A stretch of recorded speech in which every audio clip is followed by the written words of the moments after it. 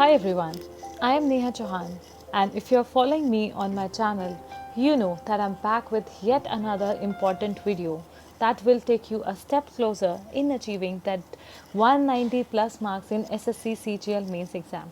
Yes, you heard me right. And if you have still not followed me or subscribed to my channel, then please do it now. And today's topic, let's not waste more time, and today's topic is conjunction.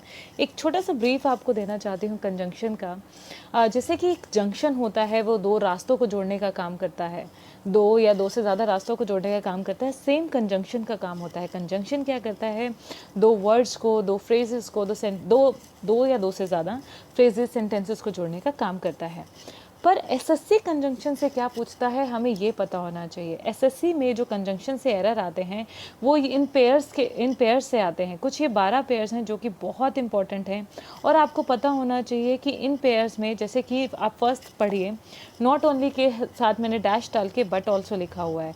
मेरे कहने का मतलब है कि हम किसी भी sentence में अगर नॉट ओनली मेंशन होगा तो उसके साथ हम हमेशा बट ऑल्सो का यूज़ करेंगे। Okay, before I tell you each of these 12 pairs in detail, I would like to just read this list once for you. Okay, so for example, not only के साथ मैंने क्या कहा, but also आता है। so के साथ आप क्या क्या लिख सकते हैं? hence लिख सकते हैं, that लिख सकते हैं, as लिख सकते हैं। थर्ड, फोर्थ और फिफ्थ के ऊपर स्टार लगा हुआ है, so it is very very important. क्यों इंपॉर्टेंट है, क्या एरर्स आते हैं, वो मैं आपको आगे बताऊंगी। जैसे कि नो सूनर हमेशा दैन के साथ फॉलो होता है। Okay, there is a reason why I am pronouncing than. Okay, I want you to remember this. Scarcely के साथ वेन यूज़ होता है, हार्डली के साथ वेन यूज़ होता है। इसके आगे मैंने ये क्या लिखा है, I will tell you this letter in the video. Okay, so don't worry, I am not skipping on anything. Coming to sixth point, such is followed by that, whether is followed by or, and neither nor के साथ follow होता है, either और के साथ follow होता है, both and के साथ फॉलो होता है, लेस्ट। जिस पे भी आपको स्टार दिख रहा है ना, वो तो आप भूल नहीं सकते। इन 12 में से आप कोई भी नहीं भूल सकते, और जिन पे स्टार्स हैं उनको तो आपको मैं इस वीडियो के बाद भूलने ही नहीं दूंगी। आई प्रॉमिस, आपको याद हो जाएंगे। लेस्ट के साथ शुड आता है एंड बिटवीन के साथ एंड आता है। ओके, चलो, आई थिंक हम 12th वाले के साथ ही स्टार्ट करते हैं कि बिटवीन के साथ एंड आता है। जैसे कि मैंने एक एग्जाम्पल लिया हुआ है, the exam is between 10 AM and 12 PM। SSC में क्या एरर होगा, आपको ये तो याद होगा बिटवीन एंड के साथ होता है। एसएससी आपको क्या एरर बना के देगा यहाँ पे, आपको मालूम है? एसएससी आपको एरर देने वाला है इस बिटवीन के साथ, मैंने आपको क्या कहा, एंड आता है। एसएससी क्या एरर देगा, the exam is between 10 AM, यहाँ पे एंड की जगह आपको 2 लगा देगा। ओके, और यहीं से ही एरर आ जाएगा, और अगर आपने ये एरर पहचान लिया तो वो +2 मार्क्स आपके हो जाएंगे। ओके, तो याद रखना, the exam is between 10 AM and 12 PM बोलते हैं। ओके, हम टू कब यूज़ करते हैं, I want to ask you that, ताकि ये कन्फ्यूजन ही ख़त्म हो जाए। टू हम फ्रॉम के साथ यूज़ करते हैं। ओके, कि हम ये कह सकते हैं the exam is from 10 AM to 12 PM। आपको ये समझ आ गया? सिर्फ इतना सा ही एरर आएगा, बिटवीन के साथ एंड आएगा, फ्रॉम के साथ टू आएगा, बिटवीन के साथ एंड, फ्रॉम के साथ टू। जैसे कि हम ये कहेंगे, हमें ये कहना ज़्यादा सही होगा, the period between 1990 to 2000 was the most memorable period of my life. Okay, so what did I say? The period between 1990 to 2000, between 1990 and 2000 was the most memorable period of my life. अब मैं ये नहीं कहूँगी कि the time period between 1990 to 2000, वो कहना गलत होगा। ठीक है, आई होप ये पॉइंट आपको क्लियर हो गया होगा। यहीं से एक यही एरर आता है। Okay, now coming to 11th, मैं पहले सारे इंपॉर्टेंट करूँगी, उसके बाद जो हम रेगुलर उसमें यूज़ करते हैं वो आपको लास्ट में कवर करवाऊँगी। Okay, now coming to 11th, आपको किसी भी सेंटेंस में लेस्ट दिखे उसके साथ शुड यूज़ करना। जैसे कि work hard लेस्ट you should fail in exam. Okay, जो कि मैंने एग्जाम्पल दिया हुआ है। एसएससी यहाँ पे क्या एरर बना के देगा आपको, लेस्ट के साथ एसएससी हमेशा आपको विल का यूज़ करके दे देगा। ओके, तो याद रखना, लेस्ट हमेशा शुड के साथ फॉलो होता है। आपको शुड सुनने में अजीब सा लगेगा सेंटेंस में, पर अगर लेस्ट दिख गया है तो शुड आएगा। लेस्ट शुड, लेस्ट शुड, लेस्ट शुड, ओके। तो अब इस सेंटेंस को हम दोबारा पढ़ते हैं। Work hard लेस्ट you should fail in exam.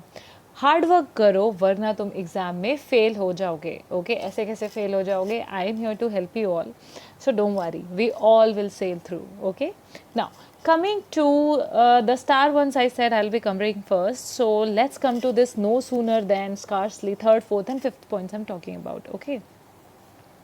पहले आप नो सूनर और दैन का देखिए। एसएससी यहाँ पे मैंने ना एरो बना के लिखा हुआ 3 वर्ड्स के आगे कि एसएससी क्या क्या एरर पूछता है। पहला तो पेयर मिसमैच, जो कि हमने पढ़ लिया। दूसरा रॉन्ग प्लेसमेंट ऑफ वर्ब।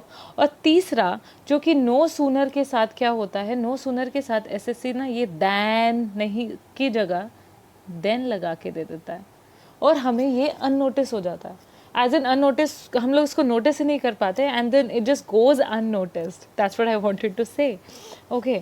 सो आपको ये ध्यान रखना है कि THAN वाला होता है, no sooner than, okay. Just remember how weirdly ma'am pronounce than, so no sooner than, okay. तो याद रखिएगा। सबसे पहला ये स्कार्सली के साथ व्हेन आता है, हार्डली के साथ व्हेन आता है, ठीक है। अब इन पे एसएससी और क्या एरर देगा, एक तो इनके साथ मान लो स्कार्सली के साथ आपको दैन भी लगा सकता है, हार्डली के साथ दैन भी लगा सकता है। तो आपको याद रखना है स्कार्सली के साथ व्हेन, हार्डली के साथ भी व्हेन, ओके। एक और मैंने यहाँ पे लिखा हुआ है wrong placement of helping verb. इसका क्या मतलब हुआ?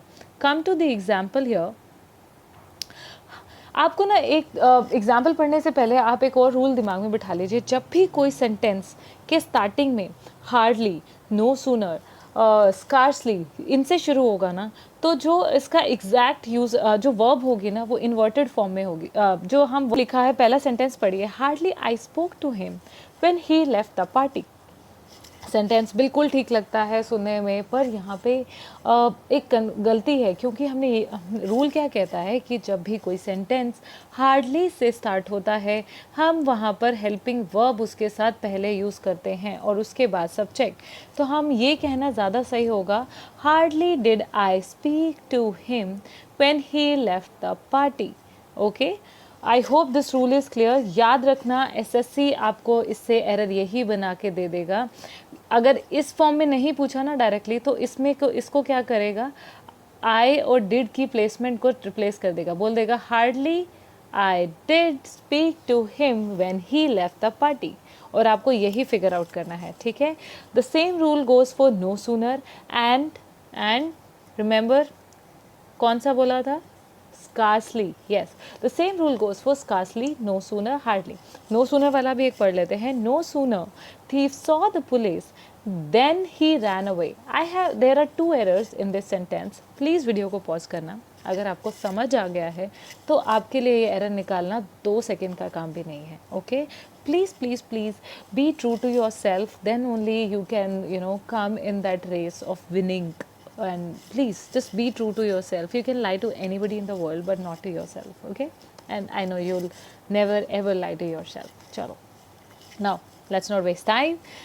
रूल क्या कहता है, नो सूनर के साथ क्या होता है, पहला एरर कौन सा आता है, दैन। यहाँ पे कौन है, than, no sooner than, okay. THAN वाला दैन आएगा यहाँ पे, ओके।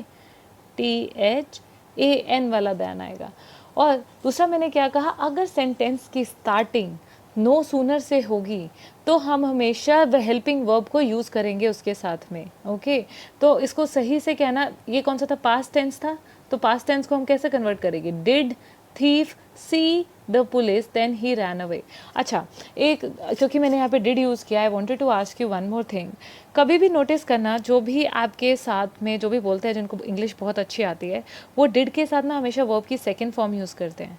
दिमाग में बिठा लो, डिड के साथ हमेशा वर्ब की फर्स्ट फॉर्म आती है। जैसे कि कोई बोल देगा I did went to school, okay. So went नहीं होगा, आपको सुनने में ऐसा लगेगा यार ये तो पास्ट की बात हो रही है, तो उसमें तो वर्ब की सेकंड फॉर्म यूज़ होती थी, पर दोस्तों डिड भी तो यूज़ हो गया ना, ठीक है। तो डिड के साथ वर्ब की फर्स्ट फॉर्म आएगी।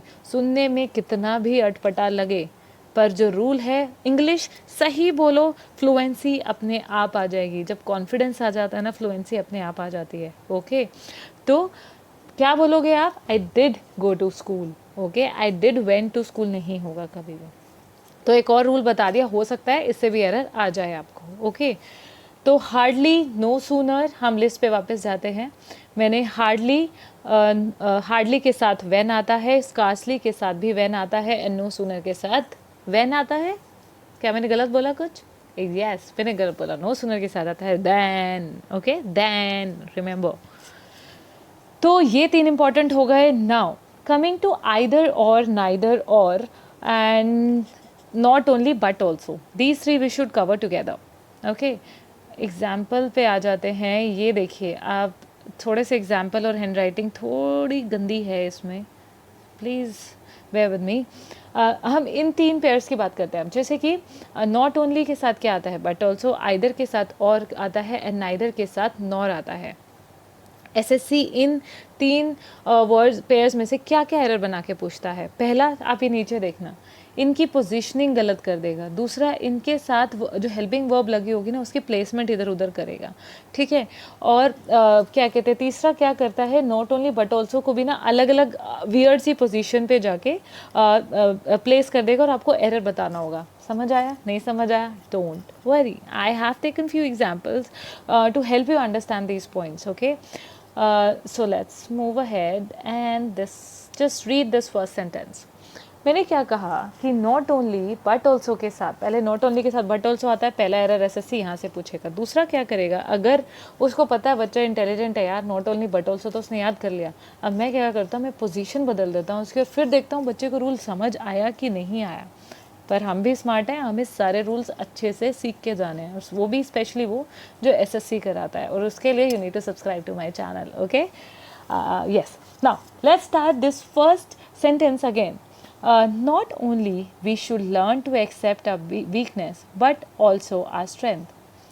सेंटेंस का मतलब आपको समझ आ गया होगा कि हमें अपनी वीकनेसेस और स्ट्रेंथ दोनों को एक्सेप्ट करना सीखना चाहिए। ओके, तो क्या यहाँ पे इस सेंटेंस में, आपको पहले सेंटेंस में प्लीज़ आंसर मत पढ़ना, अपने आप को सोचना इसमें कि इसमें क्या पॉसिबल एरर है। ओके, मैं आपको बताती हूँ कि इसमें एरर कहाँ पे है। एरर जो है वो नॉट ओनली की प्लेसमेंट पे है। जैसे कि नॉट ओनली देखिए और बट ऑल्सो देखिए, अब बट ऑल्सो के आगे क्या लिखा है, आर स्ट्रेंथ, और नॉट ओनली के क्या लिखा है, we should learn to accept, इतना बड़ा ग्रंथ लिखा है। ये तो फेयर नहीं हुआ ना यार, जब not only but also couple हैं, ओके, कपल मान के चलेंगे हम इन सबको। ओके, जब not only but also couple हैं तो उन दोनों के साथ सब कुछ बिहेवियर सेम होना चाहिए ना, ट्रीटमेंट सेम होना चाहिए, राइट। तो अब इसको सही तरीके से यूज़ करना क्या होगा, वो होगा आपसे, इसका वो पढ़िए, we should learn to accept, हमने अलग कर दिया, not only our weakness but also our strength, और यही सेंटेंस करेक्ट हो जाएगा। देखा कितना इजी था। हमने सोचना है जो भी कपल्स हैं आपस में, उनको हमेशा सेम और करेक्ट ट्रीटमेंट देना है। ओके, किसी को ज़्यादा किसी को कम ऐसे नहीं करना है। ओके, एसएससी भी आपको ऐसे ही करके देने वाला है। एसएससी क्या करेगा और क्या कर सकता है, हम लोग वापस से इस पे आते हैं। ये तो आपको बहुत इजी हो गया। एक एसएससी क्या करता है कि इसकी पार्ट ऑफ स्पीच को बदल देता है। पार्ट ऑफ स्पीच मतलब जैसे कि इसमें था, पैरेललिज्म नहीं आता। ओके, पैरेललिज्म समझने का कॉन्सेप्ट समझने की कोशिश करना कि नॉट ओनली के आगे जिस तरह का सेंटेंस फॉर्मेशन होगा बट ऑल्सो के आगे भी वैसा ही होना चाहिए। ठीक है, अगर नॉट ओनली के आगे अगर नॉट ओनली के आगे यहाँ पे नाउन लगा है, ठीक है, तो यहाँ बट ऑल्सो के आगे भी नाउन लगा होना चाहिए, तभी ये सेंटेंस करेक्ट होगा ग्रामेटिकली। पर हमारे पास इस सेंटेंस में नाउन तो है ही नहीं, तो हमारे पास और क्या बचता है जो कि 2 है, वो है our weakness and our strength. तो इसीलिए हम इस नॉट ओनली को यहाँ से उठा के यहाँ पे ले आएंगे। ओके, इस not only but also, either or, neither और, इनकी प्लेसमेंट पे आपको बहुत सारी एक्सरसाइज सॉल्व करनी है। यहाँ से 102% एरर आएगा ही आएगा आपके पेपर में। ओके, नाउ एक मैंने, अगर आपने मेरी पुरानी वीडियोस देखी हैं, मैंने वहाँ पे आइदर और, नाइदर नॉर का कॉन्सेप्ट बहुत अच्छे से समझाया है। आई थिंक वो वीडियो है पार्ट 2, जिसमें मैंने सब्जेक्ट वर्ब अग्रीमेंट के बारे में बताया है। पार्ट 1 और पार्ट 2 आप चेक कर लीजिएगा। सब्जेक्ट वर्ब अग्रीमेंट जिसमें भी मैंने पढ़ाया, उसमें आइदर और नाइदर और का एग्जाम्पल रूल बहुत अच्छे से समझाया है, पर मैं यहाँ पे भी आपको समझा देती हूँ। हमें क्या पता है, आइदर और एक कपल है, नाइदर नॉर एक कपल है। ओके, आइदर और का मतलब होता है दोनों में से एक, नाइदर नॉर का मतलब होता है दोनों में से कोई भी नहीं। ओके, और अगर आपने मेरी पुरानी वीडियोस देखी हैं तो आपको ये पता है कि जिस भी सेंटेंस में नाइदर नॉर यूज़ होगा, जो हेल्पिंग वर्ब यूज़ होगी ना, वो उसके जो भी नॉर के बाद जो फॉलो होगा ना सेंटेंस, उसके अकॉर्डिंग होगी। ठीक है, चाहे वो सिंगुलर हो, चाहे वो प्लूरल हो, चाहे वो सिंगुलर हो, चाहे वो प्लूरल हो, उसी के अकॉर्डिंग हेल्पिंग वर्ब यूज होगी। जैसे कि अगर मैं इस सेंटेंस को ऐसे बोल देती, neither Ram nor his friends is coming are coming, क्या होगा? तो शांति से पहले वीडियो को पॉज करना, फिर इसका आंसर देना। मैंने क्या कहा, जो भी पार्ट नॉर के पास होगा, नॉर के बाद होगा, उसके अकॉर्डिंग हम हेल्पिंग वर्ब यूज़ करेंगे। और मैंने आपको सेंटेंस क्या दिया, नाइदर, इसको भूल जाइए एक बारी, नाइदर राम, इसकी जगह ना राम कर दीजिए, nor his parents are aware about his failure. Okay, तो जो हमने यहाँ पे हेल्पिंग वर्ब यूज़ की है ना, वो हमने पेरेंट्स के अकॉर्डिंग की है, क्योंकि पेरेंट्स प्लूरल हुए। ठीक है, उसके अकॉर्डिंग किए। अब एसएससी एक तो आपको वर्ब, हेल्पिंग वर्ब की क्या कहते हैं, सिंगुलर प्लूरल में फंसाएगा। दूसरा आपको ये कर देगा, इनकी प्लेसमेंट गड़बड़ कर देगा। जैसे कि नाइदर राम इज़ लगा देगा साथ में, और नोर his parents is aware about. तो आपको ये रूल समझ आना चाहिए कि नाइदर नोर के साथ क्या क्या पॉसिबिलिटीज़ होती हैं।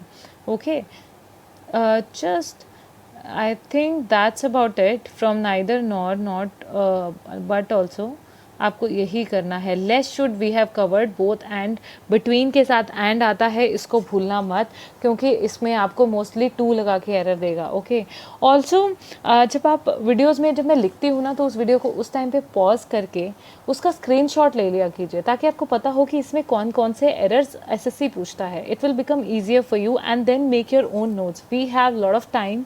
ओके, और अगर मार्क्स 190 प्लस लेना है तो थोड़ी सी तो मेहनत करनी पड़ेगी। Okay, and I think that's about it conjunction में। इसके अलावा एसएससी आपसे कुछ भी नहीं पूछने वाली है। और अब मैं एक बार ये आइदर और नाइदर और का कंसेप्ट आपको, आई एम प्लानिंग कि मैं इसके ऊपर एक और वीडियो बना देती हूँ। I think that's about it. Conjunction में एसएससी आपको इन 12 पेयर्स से ही, और वी शुड से कपल से ही आपसे क्वेश्चन पूछने वाला है, कि देखने वाला है कि आपको पता है कि मिस्टर एंड मिसेस का पेयर कौन सा है इन कंजंक्शन में। ओके, और या फिर इनकी प्लेसमेंट गलत कर देगा, और या फिर इनके साथ पार्ट ऑफ स्पीच को बदल देगा। ओके, तो वो ध्यान देना है, जैसे कि पार्ट ऑफ स्पीच को बदल देगा।